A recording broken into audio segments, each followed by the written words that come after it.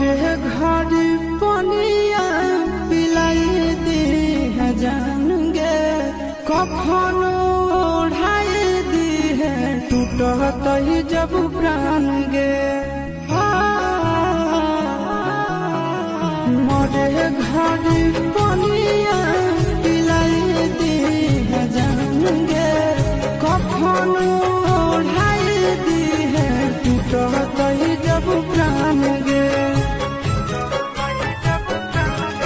हगे हमारा से तोरा चाहती प्यार होता भेंट सब छात कर लगे। हगे सुनाया गावा हो भरती पाटनवा में आके मुलाकात कर लगे। हगे सुनाया गावा हो भरती